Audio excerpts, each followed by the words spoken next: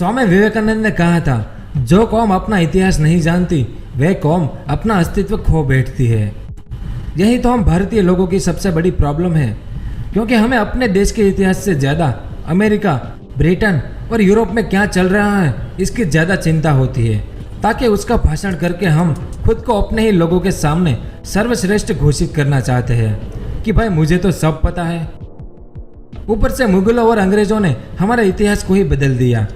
मुगलों ने हमारी तक्षशिला और नालंदा जैसी कई विश्वविद्यालयों को नष्ट कर दी, जिसमें जो किताबें थी उनमें से ज़्यादातर जला दी और बाकी किताबें वे सब ले गए। और उनके देशों में जाकर उनके लोगों ने वहाँ की भाषा में उन किताबों को फिर से लिखा, जिसके लेखक भी वे खुद ही बन गए। अब किताबें सब जला दी तो उसके बाद इतिहास हम तक कैसे पहुँचा?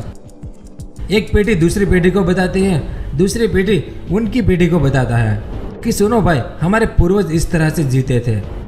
यानी आप अपने बच्चे को बताते हैं, आपका बच्चा उसके बच्चे को बताता है। इस तरह से हमारा इतिहास बताया जाने लगा, जिसमें कुछ जानकारी अधूरी होती थी तो कुछ जानकारी ऐसे भी होती थी जैसा इतिहास में कुछ हुआ ही नहीं था। इसे सुनकर समझदार लोगों ने फिर से उस इतिहास को किताबों में लिखा, जिसे आज हम पढ़ते हैं। तो बात समझ में आई कि आज इतिहास के बारे में हम जो जानते हैं उसमें और असल में जो इतिहास हुआ था उसमें थोड़ा बहुत अंतर है। तो वीडियो के अंत तक हमारे साथ बने रहिए ताकि आप जान सके कि भारतवर्ष के भोले और मासूम लोगों को किस तरह से लूटा गया और पहले वो क्या थे और आज वे क्या बन गए हैं। अगर आपको इस तरह के अजीबोगरीब वीडियो देखना पसंद है तो हमारे इस चैनल को अभी सब्सक्राइब करें और इस बेल आइकन को दबाना बिल्कुल ना भूलें, क्योंकि तभी आपको हमारा नया वीडियो मिल पाएगा। आज से 1200-1300 साल पहले भारतवर्ष यानी भारत देश नहीं बल्कि भारतीय जनपद की सीमा में Afghanistan, Pakistan, Nepal, Tibet, Bhutan, Bangladesh, Burma, Indonesia, Cambodia, Vietnam, Malaysia, Java, Sumatra, Maldives और अन्य कई छोटे बड़े क्षेत्र हुआ करते थे। हालांकि सभी क्षेत्र के राजा अलग अलग होते थे, लेकिन कहलाते थे सभी भारतीय जनपद, जहां पर अलग अलग समय में अलग अलग महान सम्राटों ने शासन किया था। आज इस पूरे एरिया को भारतवर्ष इसलिए कहा जाता है क्योंकि अब यहाँ खंड खंड हो गया है। और आज जिसे हम भारत कहते हैं, दरअसल उसका नाम हिंदुस्तान है, जो आप जानते हैं, जहाँ इंडियन लोग रहते हैं, जिन्होंने मिलकर भारत को जाति, भाषा, प्रांत और धर्म के नाम पर और भी खंड खंड कर दिया है। लेकिन यह कैसे टूटा, किसकी वजह से टूटा, कब कब टूटा और क्यों टूटा? क्योंकि उस जनपद में आज के कुल 16 से 17 देश शामिल थे। इस इमेज में देखिए, ये सभी देश उस समय भारतवर्ष कहलाता था, जिसमें अनेकों छोटे छोटे राज्य थे, जिस पर अलग अलग राजाओं का शासन हुआ करता था। लेकिन इन सभी छोटे छोटे राज्य की संस्कृति एक ही थी, इसलिए इन्हें भारतवर्ष कहा जाता है, जिसमें हिंदू और बौद्ध धर्म के लोग रहते थे। तो यह कैसे टूटा वो जानने के लिए हमें इतिहास में जाना पड़ेगा। प्राचीन जम्बू द्वीप से लेकर आज का हिंदुस्तान संपूर्ण क्षेत्र पहले हिंदुओं का स्थान था। जहां तक प्राचीन भारतवर्ष की बात है तो इसकी सीमाएं हिंदू कुश से लेकर अरुणाचल तक, कश्मीर से लेकर कन्याकुमारी तक, और एक और जहां पूर्व में अरुणाचल से लेकर इंडोनेशिया तक और पश्चिम में हिंदू कुश से लेकर ईरान के समंदर तक फैली थी। लेकिन समय और संघर्ष के चलते अब भारत इंडिया बन गया है। कैसे और क्यों, यह बड़ा सवाल है। जब मानव जाति का जन्म इस धरती पर हुआ तब जंगलों में आदिवासी कबीले हुआ करते थे, जो दूसरों कबीले से युद्ध किया करते थे। फिर राजा महाराजाओं का समय आया, उसमें भी युद्ध होते रहे। तो ऐसे ही कुछ युद्ध हमारे प्राचीन भारत में हुए थे, जिसके बाद धर्म और संस्कृति का नाश होना शुरू हुआ था। यहीं से भारत की दिशा और दिशा बदल गई। इन युद्धों के बाद अखंड भारत यानी भारतवर्ष बिखरने लगा, नए धर्म और संस्कृतियों का जन्म होने लगा और धीरे धीरे सब कुछ बदल गया। तो उन युद्धों के बारे में जानना भी बहुत जरूरी है, जिन्होंने भारतवर्ष के नक्शे को बदलना शुरू कर दिया था। आज से 2500 साल पहले सबसे पहले भारतवर्ष के पश्चिमी भाग पर, यानी ये वाला भाग, जिस पर ईरानी वंश हखामनी शाहों ने कब्जा किया था। हखामनी शाह आर्यों के ही वंशज थे। उसके बाद शासनी का शासन आया, इस तरह हखामनी यानी ईरानी वंश के लोगों ने सबसे पहले भारतवर्ष पर आक्रमण किया। तो भारत पर यूं तो छोटे बड़े आक्रमण होते रहे, लेकिन पहला सबसे बड़ा आक्रमण सिकंदर ने किया था। सिकंदर और पोरस के बीच हुए युद्ध में पोरस की जीत हुई थी। सिकंदर ने भारत के पश्चिमी छोर पर बसे पोरस के राज्य पर जब आक्रमण किया, तब पोरस के राज्य के आसपास दो छोटे छोटे राज्य थे, तक्षशिला और अम्बिसार, जिसमें अंबिका पोरस से पुराना बैर था, इसलिए उसने सिकंदर से हाथ मिला लिया। अंबी ने तटस्थ रहकर सिकंदर की राह आसान कर दी। दूसरी ओर धनानंद का राज्य था, वहां भी तटस्थ था। ऐसे में पोरस को अकेले ही लड़ना पड़ा। अब सिकंदर की सेना दुनिया जीतने निकली थी, लेकिन पोरस ने उन्हें रोक लिया। यहाँ पर अलग अलग मतभेद है। कुछ लोग कहते हैं कि युद्ध हुआ था और पोरस की जीत हुई थी, तो कुछ लोग कहते हैं कि पोरस की विशाल सेना को देखकर ही सिकंदर की सेना वापस चली गई, बिना युद्ध लड़े ही। इस तरह से पोरस की जीत हुई थी। ईसा पूर्व 300 में, यानी आज से 2300 साल पहले, प्राचीन भारत के 16 जनपदों में से एक महाजनपद था मगध, जिसका राजा धनानंद था। आचार्य चाणक्य के शिष्य चंद्रगुप्त मौर्य का धनानंद से जो युद्ध हुआ था, उसने देश का इतिहास ही बदल कर रख दिया। इस युद्ध के बारे में सभी जानते हैं कि चंद्रगुप्त ने उसके शासन को उखाड़ फेंका और मौर्य वंश की स्थापना की। चंद्रगुप्त मौर्य के काल में ही फिर से भारतवर्ष एक सूत्र में बंधा और इसी काल में भारत ने हर क्षेत्र में प्रगति की। लेकिन चंद्रगुप्त के जाने के बाद उसके बेटे बिंदुसार ने मौर्य वंश को संभाला और बिंदुसार के जाने के बाद उसके बेटों में गृह युद्ध हुआ, जिसमें उसके एक बेटे अशोक को राजगादी मिली, जो बाद में सम्राट अशोक के नाम से जाना गया, क्योंकि मौर्य एम्पायर बहुत बड़ा था।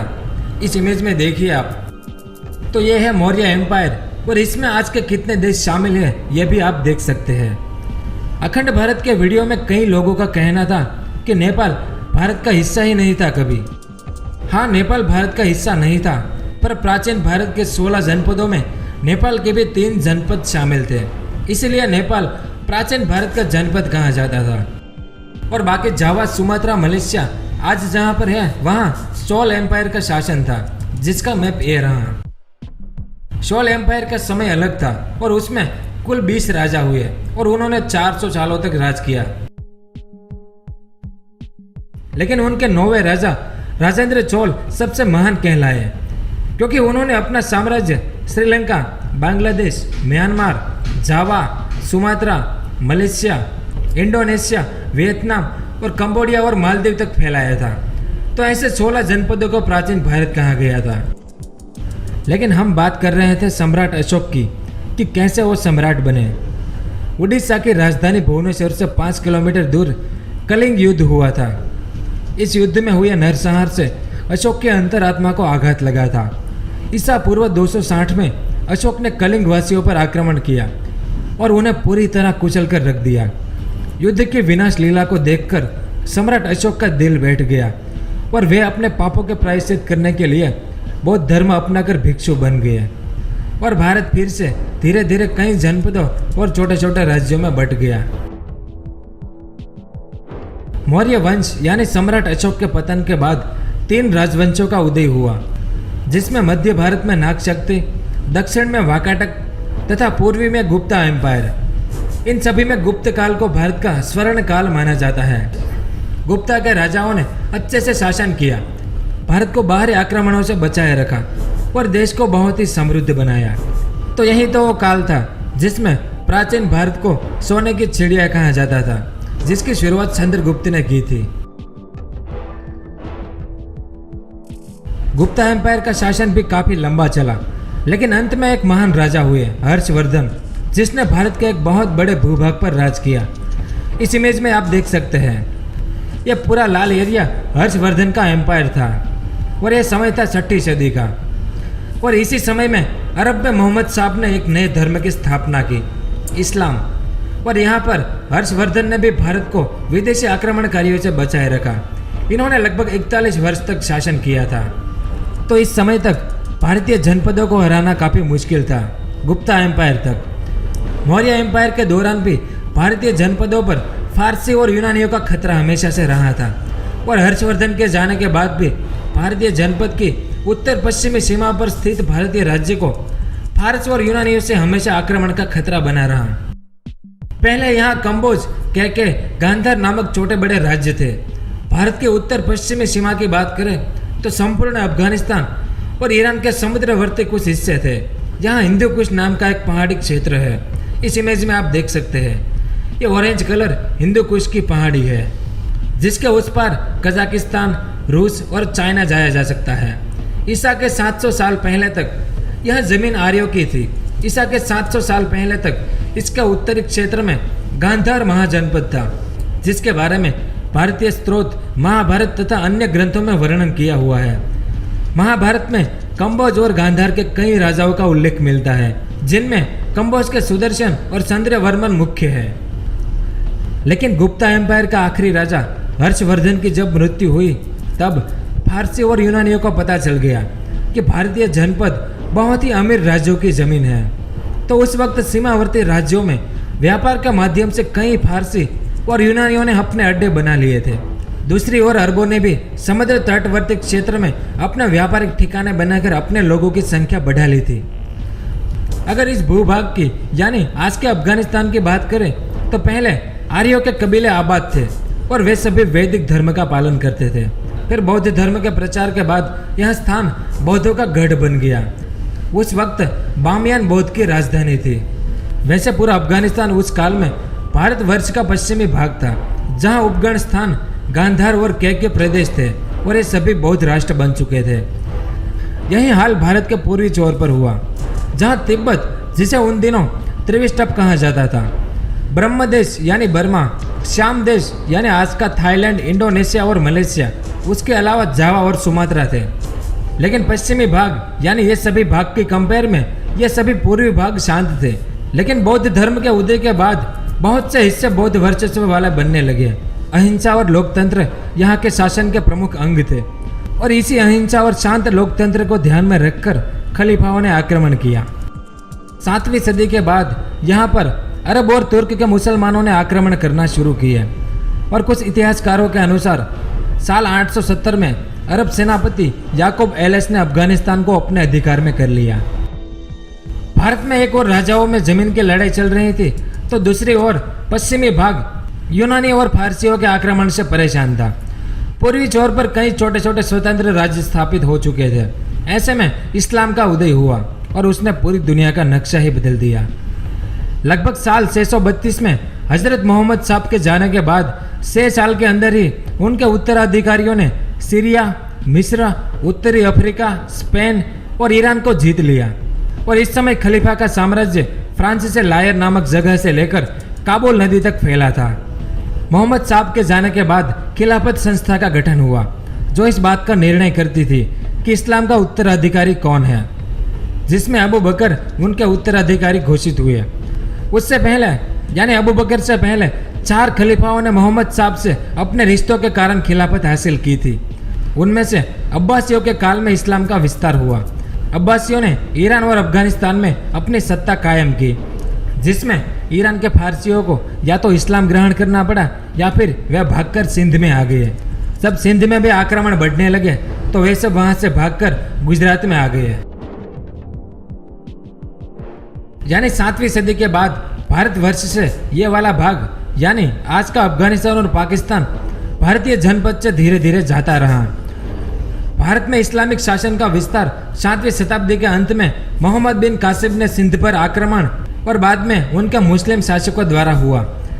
लगभग साल 712 में मोहम्मद बिन कासिम ने 17 साल की उम्र में सिंध और बलोच के अभियान का सफल नेतृत्व किया। इस्लामिक खलीफाओं ने सिंध फतह के लिए कई अभियान चलाए। 10,000 सैनिक का एक दल ऊंट घोड़ों के साथ सिंध पर आक्रमण करने के लिए भेजा गया। सिंध पर साल 638 के बाद 70 सालों के काल में 9 खलीफाओं ने 15 बार आक्रमण किया, जिसमें 15वें आक्रमण का नेतृत्व मोहम्मद बिन कासिम ने किया। मोहम्मद बिन कासिम अत्यंत ही क्रूर योद्धा था। सिंध के दीवान गुंदुमल की बेटी ने सर कटवाना स्वीकार किया, पर मीर कासिम की पत्नी बनना नहीं। इस तरह वहां के राजा दाहिर और उनकी पत्नियों और बेटियों ने भी अपने मातृभूमि की रक्षा के लिए अपनी जान दे दी। सिंध देश के सभी राजाओं की कहानियां बहुत ही मार्मिक और दुखदायी है। और आज सिंध देश पाकिस्तान का एक प्रांत बनकर रह गया है, क्योंकि राजा दाहिर अकेले ही अरब और ईरान के दरिंदों से लड़ते रहे। उनका साथ किसी ने नहीं दिया, बल्कि कुछ लोगों ने उनके साथ गद्दारी की थी और यहाँ से घुसपैठ का यह सिलसिला जारी रहा। अरबों के बाद तुर्कों ने भारत पर आक्रमण किया। अलबतगीन नामक एक तुर्क सरदार ने गजनी में तुर्क साम्राज्य की स्थापना की। साल 977 में अलबतगीन के दामाद सुबुक्तगीन ने गजनी पर शासन किया और सुबुक्तगीन के मरने के बाद उसका बेटा मोहम्मद गजनवी गजनी की गद्दी पर बैठा। मोहम्मद गजनवी ने बगदाद के खलीफाओं के आदेश अनुसार भारत के अन्य हिस्सों पर आक्रमण करना शुरू किया। उसने भारतीय जनपद पर 1001 से लेकर 1026 के बीच 17 बार आक्रमण किए। मोहम्मद गजनवी तुर्क सरदार गजनी के शासन सुबुक्तगीन का पुत्र था और उसने सिंहासन पर बैठते ही हिंदू शाहियों के विरुद्ध अभियान छेड़ दिया। मोहम्मद ने पहला आक्रमण हिंदू शाही राजा जयपाल के विरुद्ध साल 1001 में किया। उन दोनों में भीषण युद्ध हुआ, लेकिन मोहम्मद की जोशीली और बड़ी सेना ने जयपाल को हरा दिया। फिर हिंदू शाही राजधानी वैदिक यानी आज के पेशावर के नज़दीक में मोहम्मद और आनंद पाल के बीच साल 1008-9 में भीषण युद्ध हुआ और इस लड़ाई के बाद पंजाब पर अब गजनवियों का पूर्ण अधिकार हो गया। इसके बाद मुल्तान की बारी आई। वहां पर भी साल 1071 में हिंदू शाही राजाओं का राज्य समाप्त हो गया। इसके बाद के आक्रमणों में मुल्तान, लाहौर, नगरकोट और थानेश्वर तक के विशाल भूभाग में खूब मारकाट की और बौद्ध और हिंदुओं को जबरदस्ती इस्लाम अपनाने पर मजबूर किया। फिर साल 1074 में कन्नौज के विरुद्ध युद्ध हुआ।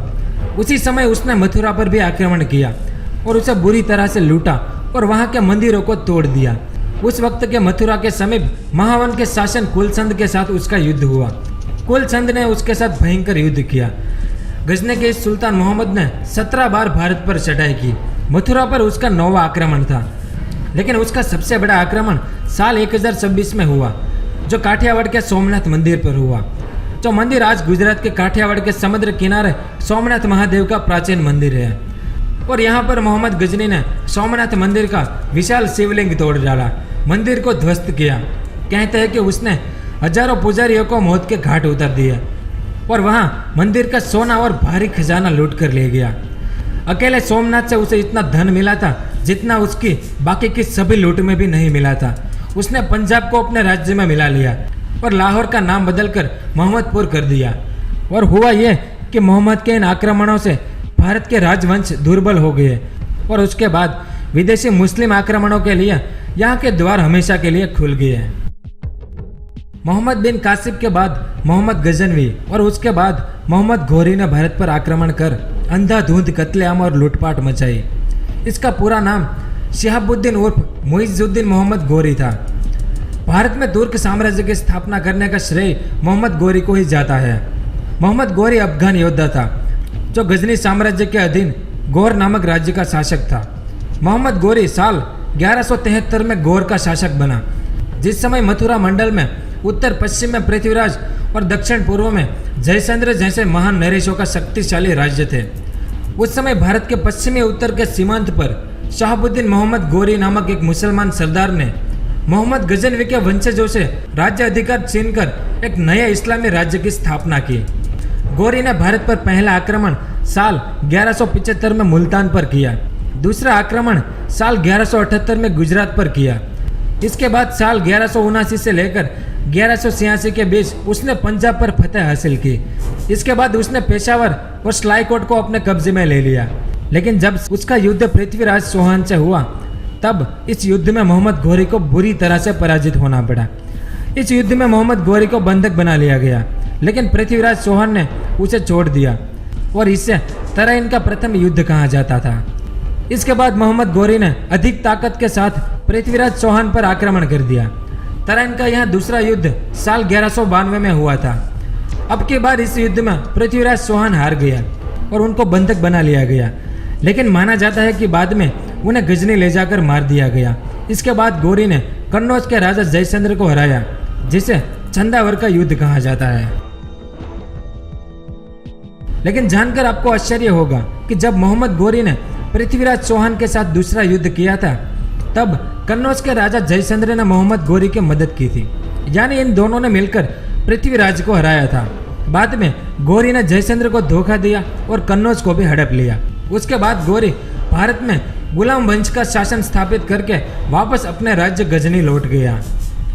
अब मोहम्मद गौरी तो वापस आ गया, पर गुलामों को वहां का शासन नियुक्त कराया। कुतुबुद्दीन ऐबक उसके सबसे काबिल गुलामों में से एक था, जिसने एक साम्राज्य की स्थापना की और जिसकी नींव पर दिल्ली सल्तनत तथा खिलजी, तुगलक, सैयद, लोधी, मुगल आदि राजवंशों की आधारशिला रखी गई। हालांकि गुलाम वंश के शासकों ने साल 1206 से लेकर 1290 तक ही शासन किया, लेकिन उनके शासन की नींव पर ही दिल्ली के तख्तों पर अन्य विदेशी मुस्लिमों ने शासन किया, जो लगभग साल 1707 तक औरंगजेब की मृत्यु तक चला था। कुतुबुद्दीन ऐबक के बाद तैमूर लंग आया, जो मंगोल के चंगेज खान जैसा शासक बनना चाहता था। तैमूर लंग साल 1369 में वहां समरकंद का शासक बना। उसके बाद उसने अपनी विजयी और क्रूरता की यात्रा शुरू की। मध्य एशिया के मंगोल लोग इसी बीच में मुसलमान हो चुके थे और तैमूर खुद भी एक मुसलमान था। क्रूरता के मामले में वह चंगेज खान की तरह ही था, क्योंकि उसने एक जगह 2000 जिंदा आदमियों की एक मीनार बनवाई और उन्हें ईंट और गारों में चुनवा दिया। जब तैमूर ने भारत पर आक्रमण किया तब भारत में तुगलक वंश का राज था। साल 1399 में तैमूर लंग द्वारा दिल्ली पर आक्रमण के साथ ही तुगलक साम्राज्य का अंत हुआ। तैमूर मंगोल की फौज लेकर आया था, तो उसका कोई कड़ा मुकाबला नहीं हुआ और वह कत्लेआम करता हुआ बड़े मजे के साथ आगे बढ़ता गया। तैमूर के आक्रमण के समय हिंदू और मुसलमान दोनों ने मिलकर जौहर की राजपूती रस्म अदा की थी, यानी युद्ध में लड़ते लड़ते मर जाने के लिए बाहर निकल पड़े थे। दिल्ली में वह 15 दिन रहा और उसने इस बड़े शहर को कसाई खाना बना दिया। बाद में कश्मीर को लूटता हुआ वहां समरकंद वापस लौट गया। तैमूर के जाने के बाद दिल्ली मुर्दों का शहर बन गया था। फिर उसके बाद आया बाबर, जिसके कारण आज भी हिंदुओं और मुसलमानों के बीच अयोध्या विवाद अभी तक बना हुआ है। बाबर के समय में ही मुगल वंश की स्थापना हुई और भारत मुगलों के अधीन चला गया। मुगल वंश का संस्थापक बाबर एक लुटेरा था। उसने उत्तर भारत में कई लूटों को अंजाम दिया। मध्य एशिया के समरकंद राज्य की एक बहुत छोटी सी जागीर फरगना, जिसे आज खोकंद कहा जाता है, वहां साल 1483 में बाबर का जन्म हुआ था। बाबर ने शक्ताई तुर्की भाषा में अपनी आत्मकथा तुजुक-ए-बाबरी लिखी। इसे इतिहास में बाबर नामा भी कहा जाता है। बाबर का टकराव दिल्ली के शासक इब्राहिम लोदी से हुआ और बाबर के जीवन का सबसे बड़ा टकराव मेवाड़ के राणा सांगा के साथ था। बाबर नामा में इसका विस्तृत वर्णन है और खन्ना के युद्ध के अंत में बाबर को सफलता मिली। बाबर ने अपने विजय पत्र में खुद को मूर्तियों की नींव का खंडन करने वाला, यानी मूर्तियों तोड़ने वाला बताया। इस भयंकर संघर्ष से बाबर ने गाजी की उपाधि प्राप्त की। गाजी का मतलब वो होता है जो काफिरों का कत्ल करे। बाबर ने क्रूरता पूर्वक हिंदुओं का नरसंहार ही नहीं बल्कि अनेकों हिंदू मंदिरों को भी नष्ट कर दिया।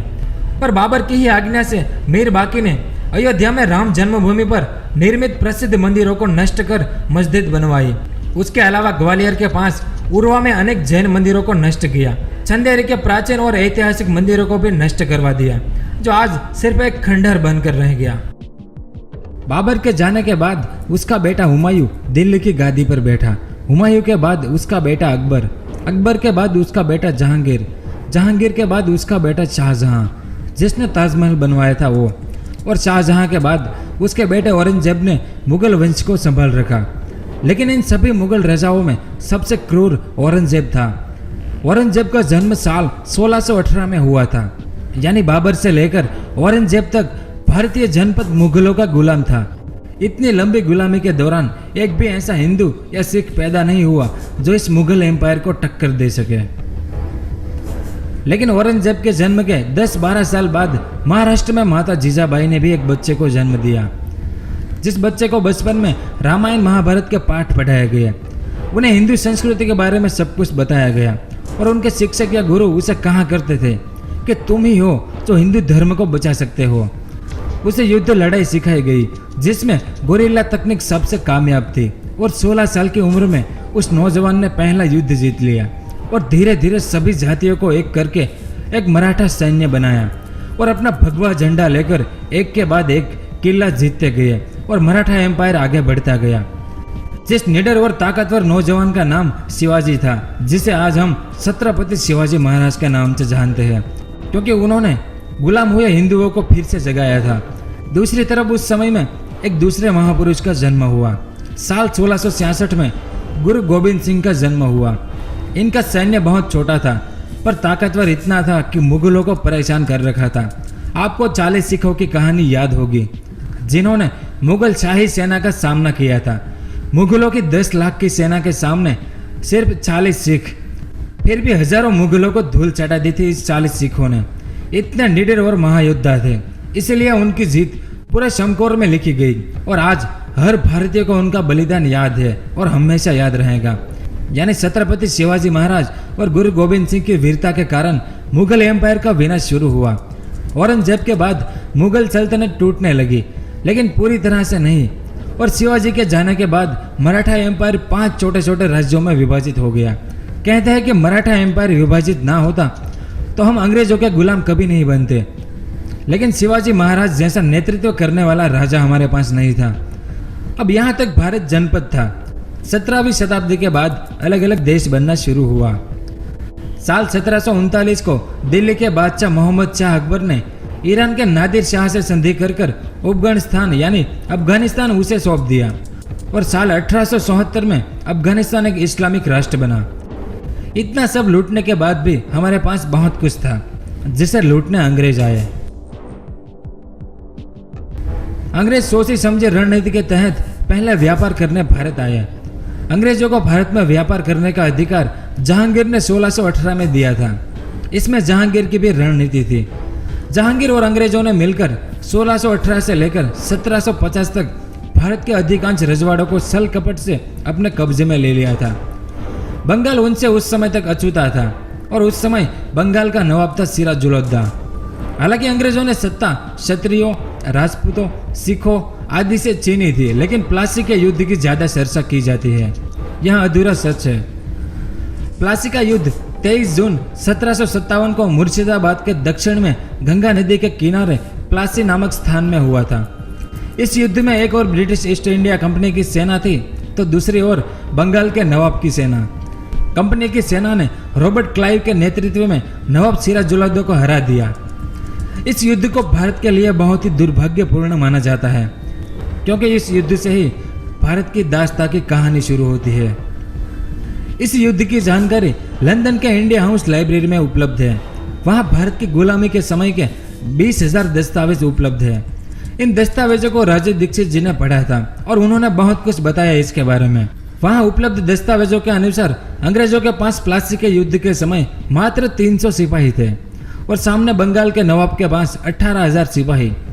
उस समय ब्रिटिश सेना 1757 में फ्रांस के नेपोलियन बोनापार्ट के साथ युद्ध लड़ रही थी और आश्चर्यजनक रूप से कंपनी ने बंगाल के नवाब की सेना को हरा दिया था।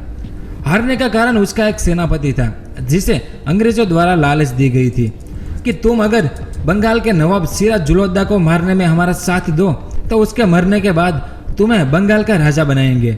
इसमें अंग्रेज कामयाब हुए और सेनापति को बंगाल का राजा बनाया गया। लेकिन कुछ समय बाद अंग्रेजों ने उसके साथ भी धोखा किया और बंगाल पर ईस्ट इंडिया कंपनी का शासन शुरू हुआ। इसके बाद कंपनी ने ब्रिटिश सेना की मदद से धीरे धीरे अपने पैर फैलाना शुरू कर दिया और लगभग पूरे भारत पर कंपनी का झंडा लहरा दिया। उत्तर और दक्षिण भारत के सभी मुस्लिम शासकों सहित सिख, मराठा, राजपूत और अन्य शासकों के शासन का अंत हुआ। अब अंग्रेजों ने अपनी हुकूमत को आसान बनाने के लिए देश के बड़े बड़े राज्यों को तोड़ना शुरू किया। कुछ राज्यों के 2 भाग किए तो कुछ राज्यों के अलग ही देश बना डाले। कई इतिहासकार मानते हैं कि 200 सालों के ब्रिटिश काल के दौरान संभवतः 1816 में एंग्लो नेपाली युद्ध के बाद एक ट्रीटी साइन हुई, जिसमें आज का जो नेपाल है इस वर्तमान भाग को नेपाल नाम का एक अलग राज्य घोषित किया गया और साल 1904 में नेपाल को एक अलग देश की मान्यता दे दी गई। फिर सन 1906-07 में भूटान को स्वतंत्र देश घोषित किया गया। तिब्बत को 1914 में भारत से अलग कर दिया गया। इसके बाद 1937 में बर्मा को अलग देश की मान्यता मिली। इस तरह इंडोनेशिया डच लोगों से यानी हॉलैंड से आज़ाद हुआ। उसके बाद मलेशिया भी स्वतंत्र राष्ट्र बना। उसके बाद दूसरे विश्व युद्ध के बाद कंबोडिया भी फ्रांस यानी फिरंगियों से आज़ाद हुआ और अब जो भारत जनपद बचा था उसको भी अंग्रेजों ने 565 टुकड़ों में बांटने का फैसला किया था, वो भी धर्म के नाम पर, ताकि ये सभी छोटे छोटे देश आपस में लड़ते रहें और कभी आगे ना आ पाए। अंग्रेजों ने लगभग आधी दुनिया से ज़्यादा में शासन किया था और उनकी यह नीति थी कि उनके गुलाम देशों को छोटे छोटे टुकड़ों में बांट दिया करो, जैसे अफ्रीका को बांटा था, ताकि वे हमारे साथ नहीं बल्कि आपस में ही लड़ते रहें। और साल 1947 को भारत का विभाजन किया गया, जिसमें भारत और पाकिस्तान दोनों आज़ाद हुए और अंग्रेजों की नीति के अनुसार भारत और पाकिस्तान दोनों आज भी आपस में लड़ रहे हैं। देखो, अगर यहाँ पर सरदार वल्लभ भाई पटेल नहीं होते तो शायद अंग्रेज हमारे देश के टुकड़े इस तरह से करते जिस तरह से उन्होंने अफ्रीका के टुकड़े किए थे। देखो इस इमेज में, ये अंग्रेज के आने से पहले का अफ्रीका था और जब वे गए तो उसके बाद अफ्रीका के उन्होंने इतने टुकड़े किए थे। ऐसी नीति थी अंग्रेजों की, जिसके बारे में आपने सुना होगा, डिवाइड एंड रूल, यानी तोड़ो और शासन करो। ऐसा ही भारत के साथ होता अगर सरदार वल्लभ भाई पटेल न होते। उन्हें तो पूरा भारत बनाना था, जिसमें आज का भारत, पाकिस्तान और बांग्लादेश शामिल है, वो भारत। लेकिन राजनीति की वजह से दो भाग हो ही गए, जैसा अंग्रेज चाहते थे। और इसीलिए तो आज हम आपस में लड़ते हैं, क्योंकि आज़ादी के बाद जो कुछ भी हुआ उसके बारे में आप जानते हैं। तो ये था हमारे भारतवर्ष का इतिहास, जिसे मैंने आपको बहुत ही कम शब्दों में बताया। हम क्या थे और आज क्या हो गए हैं। अगर वीडियो अच्छा लगा तो लाइक करना बिल्कुल ना भूलें। अगर आप लाइक करेंगे तो हमारा मनोबल बढ़ेगा। और अपने दोस्तों के साथ फेसबुक और व्हाट्सएप पर शेयर करना बिल्कुल ना भूलें। धन्यवाद। जय हिंद, वंदे मातरम।